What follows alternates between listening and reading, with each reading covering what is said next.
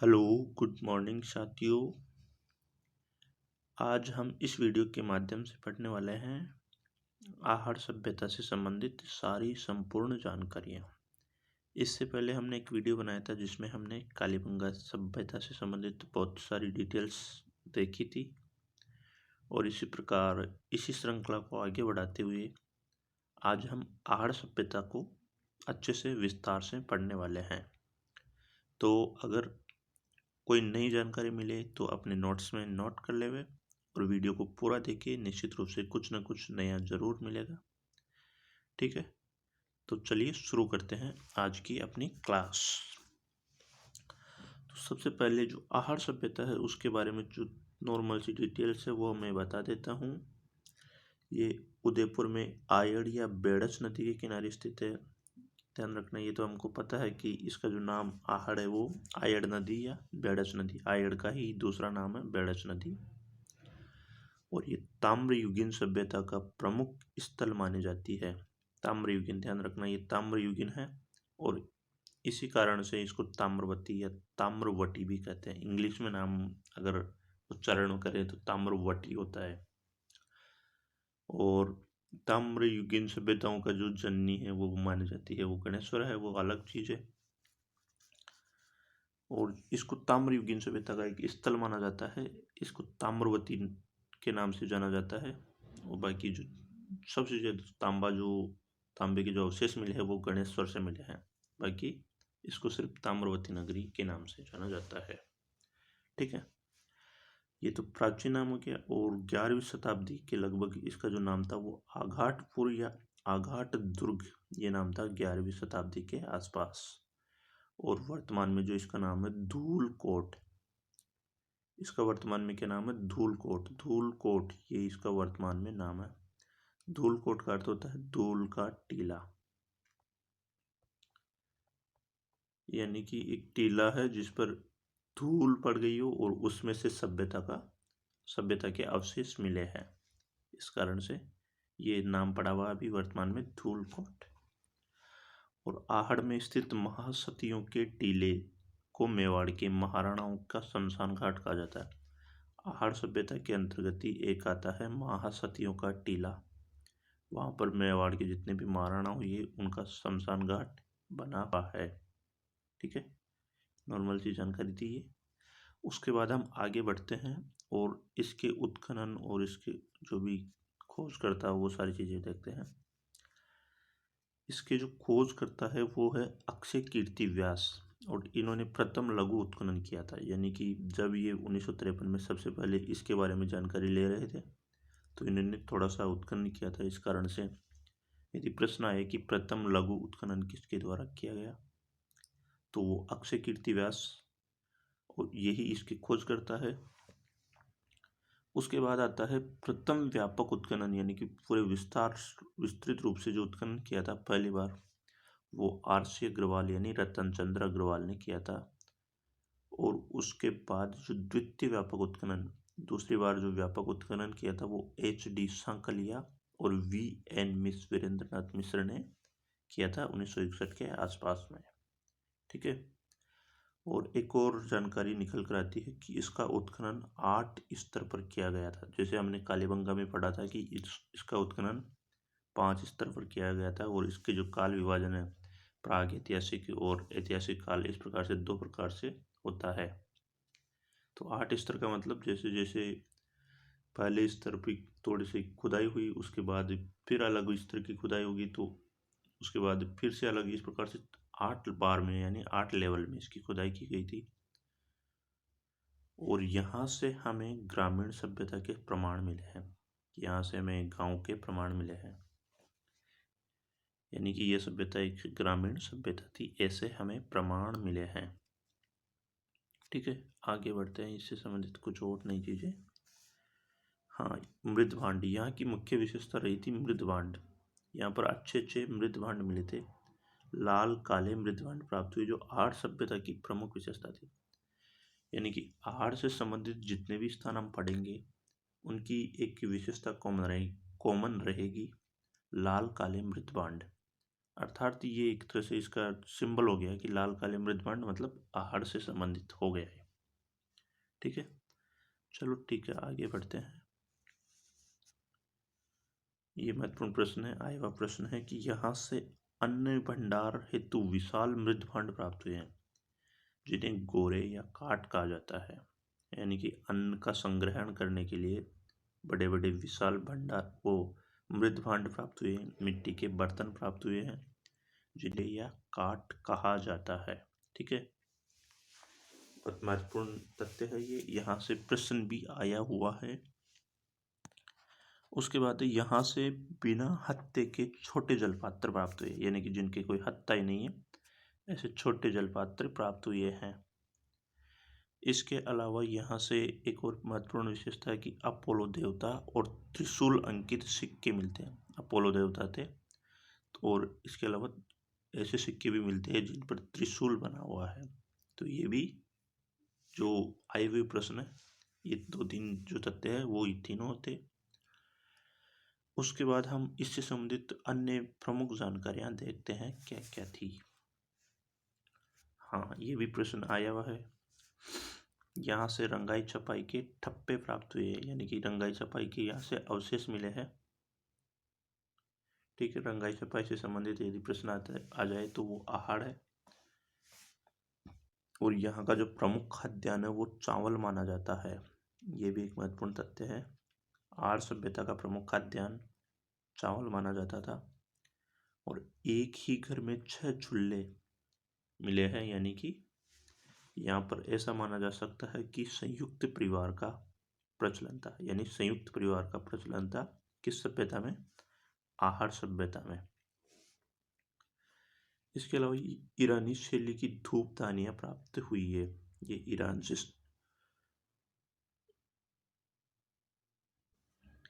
ईरानी शैली की धूपदानियों का मतलब है कि इस सभ्यता का संबंध ईरान से भी माना जाता है।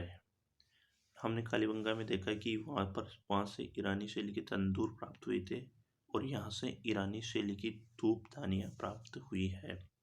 तो इस प्रकार से इन दोनों का संबंध ईरान से, ईरान की जो सभ्यता थी उससे भी माना जा सकता है। यहाँ से 4 मानव मूर्तियां प्राप्त हुई है। 4 मानव मूर्तियों में से ये माना जाता है कि 2 तो महिलाओं की है, एक पुरुष की है, और एक ऐसी मूर्ति है जिसका अभी तक निर्धारण नहीं किया जा सका है।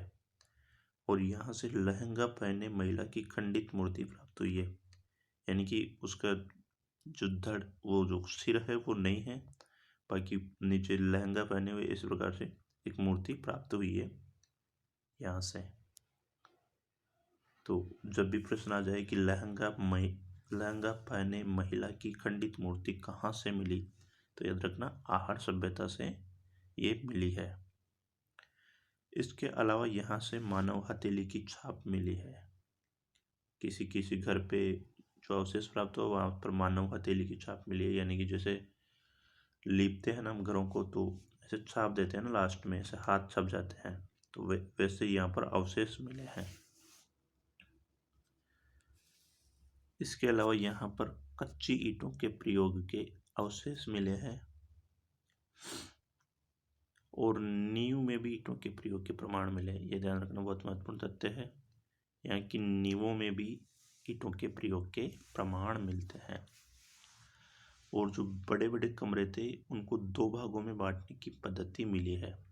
पहले बड़े बड़े कमरे बना दिए गए, फिर उनको 2 भागों में डिवाइड किया गया। इस प्रकार के यहाँ पर प्रमाण मिलते हैं।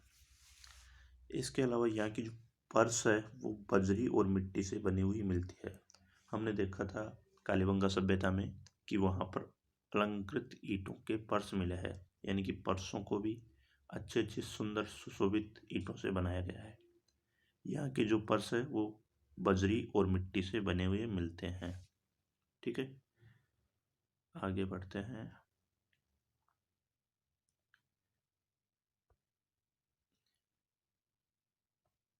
यहाँ से गोबर, मिट्टी और बजरी का प्लस्तर मिला है जिसमें स्फटिक के टुकड़े मिले हैं। स्फटिक की एक तरह से वो टुकड़ा होता है, मोती मतलब चमकता है जो रात को, ऐसा कुछ टुकड़ा होता है। तो यहाँ से गोबर, मिट्टी और बजरी का प्लस्तर मिला है, जो घरों पे लीप देते हैं ना, गोबर, मिट्टी और बजरी मिलाकर ऐसे लीप दिया करते थे घरों को, और उसी में टुकड़े मिला देते ताकि रात को हमारा मतलब घर चमके, ऐसा अच्छा दिखे। तो इस प्रकार से लकड़ी, घास फूस और मिट्टी से ढलवा छतों का निर्माण किया जाता था, यानी कि ऐसा घर होता है तो उसमें ढलवा छतों का निर्माण कर देते थे।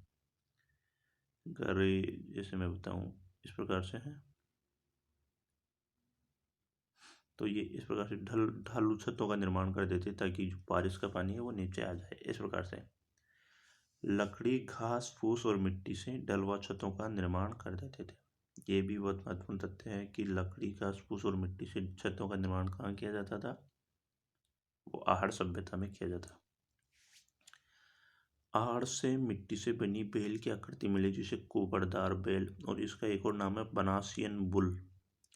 बहुत महत्वपूर्ण प्रश्न है कि ये बनासियन बुल किस सभ्यता से मिलता है, तो वो ध्यान रखना, आहड़ सभ्यता से मिलता है। ठीक है, इसके बाद हम इन सारी चीज़ों को एक बार जल्दी से रिवाइज करते हैं, जो जो इनकी विशेषताएं हैं। विशाल अन्न भंडार के ये विशाल अन्न भंडार हेतु विशाल मृत भांड मिले हैं, जिन्हें गोरे या काट कहा जाता है। बिना हत्थे के छोटे जलपात्र प्राप्त हुए हैं। अपोलो देवता और त्रिशूल अंकित सिक्के प्राप्त हुए हैं। रंगाई छपाई के ठप्पे प्राप्त हुए हैं। प्रमुख खाद्यान्न चावल है, इसके प्रमाण मिले हैं। एक ही घर में 6 चूल्हे यानी कि संयुक्त परिवार की प्रथा का प्रचलन था। ईरानी शैली की धूपदानियां प्राप्त हुई है। 4 मानव मूर्तियां प्राप्त हुई है। लहंगा पहने महिला की खंडित मूर्ति मिली है। मानव हथेली की छाप मिली है। कच्ची ईंटों का प्रयोग का प्रमाण मिले हैं। ऐसे प्रमाण मिले हैं कि यहाँ की नींवों में भी ईंटों का प्रयोग किया जाता था। विशाल कक्ष को 2 भागों में बांटने की जो सिस्टम यहाँ पर मिला है। यहाँ का जो फर्श है वो बजरी और मिट्टी से मिलकर बना हुआ पाया गया है। इसके अलावा गोबर, मिट्टी और बजरी का प्लस्तर किया गया है घरों पर, जिसमें स्फटिक के टुकड़े मिले हैं।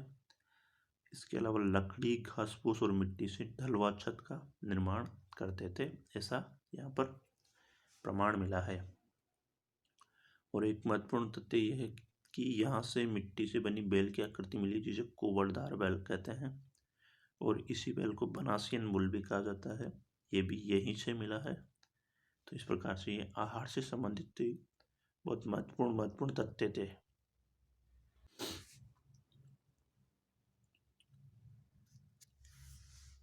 तो अब हम इसके काल निर्धारण के बारे में बात करते हैं कि इसका समय कब से कब तक माना जाता है। तो गोपीनाथ शर्मा जी मानते हैं कि इसका जो काल है वो 1900 से 1200 ईस्वी पूर्व, यानी कि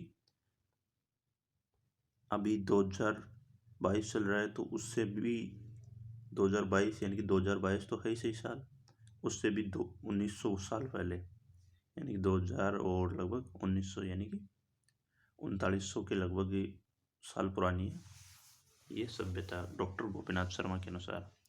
और C14 पद्धति जो वैज्ञानिक पद्धति है, कार्बन 14, उसमें जो अर्धायु काल होता है उसके आधार पर ये मतलब कि इनका कालक्रम निर्धारित किया जाता है। उसके अनुसार ये 2000 से 1200 ईस्वी पूर्व मानी जाती है। तो लगभग बराबर ही है, गोपीनाथ शर्मा और इन्होंने लगभग बराबर माना है। जो C14 पद्धति उसकी खोज विलियर्ड लिब्बे ने की थी। और C14 पद्धति में एक इकाई आती है बिफोर प्रेजेंट, यानी कि BP।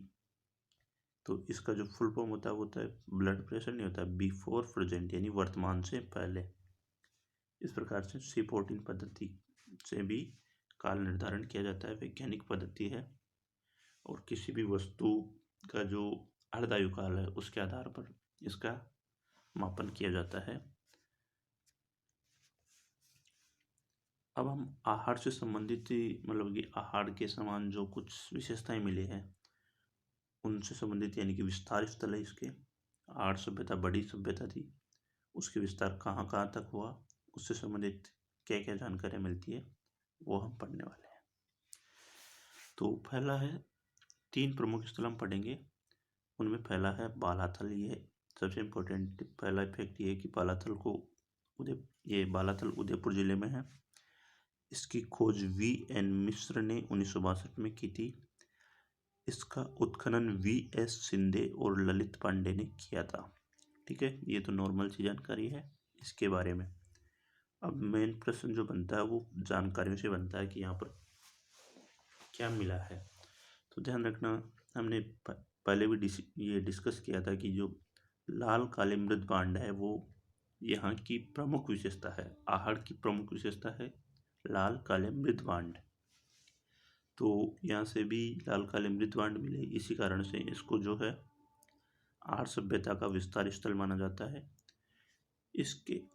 इसके अलावा यहाँ से जो है 11 कमरों के एक भवन के अवशेष मिले हैं। ध्यान रखना, 11 कमरों के एक भवन के अवशेष किस स्थल से मिले? बालाथल से। और इसके अलावा हाथी और चंद्र, किसी मृदभांड पर हाथी चंद्रमा इन सब के अंकन किया गया, यानी कि इनकी आकृतियां बनाई गई है। इसके अलावा यहाँ से कुष्ठ रोग, जो कुष्ठ रोग हो जाते हैं उसके प्रमाण मिले हैं बालाथल से। सूती वस्त्र का टुकड़ा मिला है बालाथल से। गले हुए लोहे के ढेर मिले हैं, जो यहाँ पर एक अच्छी मतलब कि लोहे से संबंधित फैक्ट्रियों के प्रमाण मिले हैं एक तरह से। और यहाँ पर ये भी मिले हैं कि नलकूप भी हुआ करते थे। नलकूप होने के संकेत, ये महत्वपूर्ण तथ्य है। प्रश्न बनता है यहाँ से कि किस सभ्यता से नलकूप के संकेत मिले। तो ध्यान रखना, बालाथल उदयपुर से नलकूप के संकेत मिले हैं। ठीक है, ये बालाथल से संबंधित कुछ महत्वपूर्ण तथ्य थे। यानी यहाँ से एक तो कुष्ठ रोग का प्रमाण, सूती वस्त्र का टुकड़ा, गले हुए लोहे के ढेर और नलकूप, ये 3-4 चीजें ऐसी है जो महत्वपूर्ण है और इनमें से प्रश्न बन जाता है। ठीक है, अब हम आगे बढ़ते हैं। इससे संबंधित एक दूसरी जो है वो ओजियाना, इससे भी कुछ प्रश्न बनते हैं। वो कौन कौन से बनते हैं? ये एकमात्र पुरातात्विक स्थल है जो पहाड़ पर है। यही प्रश्न बन गया कि एकमात्र पुरातात्विक स्थल जो पहाड़ी पर स्थित है वो कौन सा है? ओजियाना। इसका जो खोज और उत्खनन का जो कार्य है B.R. मीणा द्वारा सन 2000 में किया गया था। यहाँ पर वही लाल काली मृदपांड जो आहड़ की मुख्य विशेषता है। ये महत्वपूर्ण विशेष है कि यहाँ से एक बेल की आकृति हुई, सफेद बेल की आकृति प्राप्त हुई है। तो प्रश्न आ जाए, सफेद बेल की आकृति प्राप्त हुई कहाँ से हुई? ओजियाना भीलवाड़ा से। और जो आहड़ से प्राप्त हुई थी वो कुबड़दार बेल था, जिसे बनासियन बुल्वी कहा जाता है। यहाँ से एक गोल छेद वाला पत्थर भी प्राप्त हुआ है। गोल छेद वाला पत्थर में कैसे बनाओ? जैसे एक पत्थर है, इस पर बीच में गोल छेद बना हुआ है। अब उसको उठाने के लिए गोल छेद किया गया है, या उसका कोई किसी और व्यवसायिक कार्य में काम करते थे, इसके तो कोई प्रमाण है नहीं, लेकिन यहाँ से प्राप्त हुआ है। यहाँ से शंख और तांबे की चूड़ियाँ मिली है। और कार्नेलियन फियांस और पत्थर के मनके मिले हैं। ये कार्नेलियन फियांस है क्या, ये तो मेरे को पता नहीं, लेकिन यहाँ से मिला है। और इसके साथ ही पत्थर के मनके मिले हैं। तो इस प्रकार से यहाँ पर ये चीज़ें 4-5 मिली है। सबसे इम्पोर्टेंट ये है कि सफ़ेद बेल और गोल छेद वाला पत्थर, ये चीज़ें इम्पोर्टेंट है जो यहाँ से मिली है। कहाँ से? ओजियाना भीलवाड़ा से। और ये भी इम्पोर्टेंट है कि ये एकमात्र ऐसा पुरातात्विक स्थल है जो पहाड़ी पर स्थित है। तो अब इसके बाद आते हैं गिलोंड राजसमंद। ये आहड़ का ही एक विस्तार स्थल है और इसकी खोज और उत्खनन B. बिलाल V.S. शिंदे ने की थी। और इसके अलावा B. बिलाल ने इसकी खोज की थी शुरू में सबसे पहले, और V.S. शिंदे और ग्रेगरी फॉसल ने 1998 से 2003, ये पेलिस्नोविया जो विश्वविद्यालय है उसके प्रोफेसर थे, और इन्होंने यहाँ पर आकर खोज की थी V.S. शिंदे के साथ मिलकर गिलोंड में 1998 से 2003 तक। ठीक है, इसकी जो अवस्थिति है वो बनास नदी के किनारे 2 टीलों पर, जिन्हें मोड़ या मगरी भी कहा जाता है, वहाँ पर इसकी अवस्थिति है। और यहाँ से भी लाल काले मृदभांड मिले हैं, जो हमने पढ़ा कि आहड़ के हर स्थान से ये तो मिलने तय है। इसके अलावा यहाँ पर जो मृदभांड है वो नॉर्मल नहीं मिले, वहाँ पर मृत भांडों पर नृत्य मुद्राएं, पशु पक्षियों की आकृतियां और ज्यामितीय आकृतियां मिलती है। ये इसकी मुख्य विशेषता है। मृत भांड तो मिले ही हैं, लेकिन यहाँ पर मृत भांडों पर चित्र मिले हैं। और यहाँ पर जैसे एक चकतेदार हिरण का चित्र मिलता है, पशु पक्षियों की चित्र मिलते हैं, आकृतियां मिलती है, नृत्य करती मुद्राएं मिलती है और ये ज्यामितीय आकृतियां मिलती है। तो इस प्रकार से आकृतियां और चित्र मिलने के जो मृत भांडों पर संकेत मिले हैं, प्रमाण मिले हैं, वो आपको गिलुंड राजसमंद से मिले हैं। ठीक है, ये गिलुंड राजसमंद में है। इसके अलावा ओजियाना वो भीलवाड़ा में है, और जो ये बालातल है वो उदयपुर में है। ये तीनों महत्वपूर्ण हैं, और यदि कुछ नया मिलता है तो उसको लिख जरूर लेवे। इसके अलावा जो कुछ और चीज़ें हैं जो आर से संबंधित हमने पढ़ी नहीं, उनको एक बार फिर से मतलब जो रिवाइज कर लेते हैं, या जो नहीं, जो हम ऊपर पढ़े नहीं थे उनको एक बार फिर से देखते हैं। जो ऊपर पढ़े उनके अलावा भी कुछ महत्वपूर्ण तथ्य हैं। तो यहाँ से 6 तांबे की और 3 मोहर की मुद्राएं मिली है। ये प्रश्न आया हुआ है और ये आता रहता है, तो ये बहुत महत्वपूर्ण प्रश्न है। आहड़ से, ये आहट नहीं आहड़ है, 79 प्रकार के 79 टाइप के लोहे के उपकरण मिले हैं। यहाँ से ध्यान रखना, बहुत ही महत्वपूर्ण तथ्य है। आहड़ों के भवनों से अनेक सिलवट्टे प्राप्त हुए हैं, और एक भवन से 4 गुणा 3 फीट का इतना बड़ा सिलवट्टा प्राप्त हुआ है। इसके बाद आता है कि आहड़ सभ्यता से शरीर से मेल छुड़ाने का झावा भी मिलता है। जो मेल खोलने का झावा होता है, वो उसका जो प्रमाण है इस सभ्यता से मिलता है। बहुत ही महत्वपूर्ण तथ्य है। प्रश्न बन सकता है कि किस सभ्यता से शरीर से मेल छुड़ाने का झावा मिला है, तो याद रखना आहड़ सभ्यता से मिला है। इसके अलावा ये माना जाता है कि आहड़ के लोग मृतकों को गहना और आभूषण के साथ दफनाते थे। इसका मतलब है कि वो भी पुनर्जन्म में विश्वास करते थे।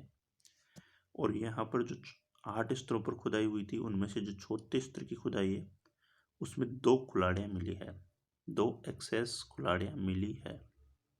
ठीक है, छोटे स्तर की खुदाई में। इसके अलावा यहाँ से तौल के पाठ, माप, ये सब मिले हैं। तो इससे ये सिद्ध होता है कि यहाँ पर वाणिज्य व्यापार जो बिजनेस था काफ़ी अच्छा था, उन्नत था, इसका संकेत मिलता है। और हमने अभी ऊपर पढ़ा कि यहाँ से 3 मोहरें मिली है। उन 3 मोहरों पर क्या लिखा गया है? विहि वब विस पलितसा और ताती तोमसेन। हालांकि इनका क्या अर्थ है, पुरातत्वविद अभी भी इनका अर्थ लगाने के लिए प्रयास कर रहे हैं, लेकिन अभी तक इनका अर्थ क्या है वो पता नहीं लगा है। लेकिन 3 मोहरें मिली वहाँ पर, उन पर ये 3 शब्द लिखे हुए थे, विहि वब विस पलितसा और ताती तोमसेन। और यहाँ से पूजा की थाली मिली है, यानी कि एक थाली मिली है पूजा करने की, जिसमें बीच में दीपक रखने का स्थान था। इस प्रकार से पूजा करने की थाली मिली है आहड़ सभ्यता से। यहाँ से 6 दीपक और 3 खपरेल यानी कि जो घर होता है उसके कच्चे जो चढ़ा देते हैं छत, उसको खपरेल बोलते हैं, लकड़ी घास फूस की। तो इस प्रकार से दीपक भी मिला है, खपरेल भी मिले। तो ये एक अच्छी सभ्यता थी, ग्रामीण सभ्यता थी। तो ये सारी चीज़ें हमने आहड़ सभ्यता से संबंधित पढ़ ली। और वीडियो काफ़ी लंबा हो गया, वैसे तो 25 मिनट का हो गया, लेकिन इसको पूरा अगर पूरा जो देख लेगा अंत तक, जैसे 25 मिनट तक जो देखेगा, तो उसे निश्चित रूप से नया तथ्य मिला होगा। और जिन्होंने देखा है पूरा, उनको बहुत बहुत धन्यवाद। और जिन्होंने नहीं देखा, वो कई सारे नए तथ्यों से चूक गए हैं, तो इसलिए आप सबका बहुत बहुत धन्यवाद। ठीक है, अगला वीडियो सभ्यता से संबंधित बहुत जल्द आएगा। Okay, thank you, have a good day.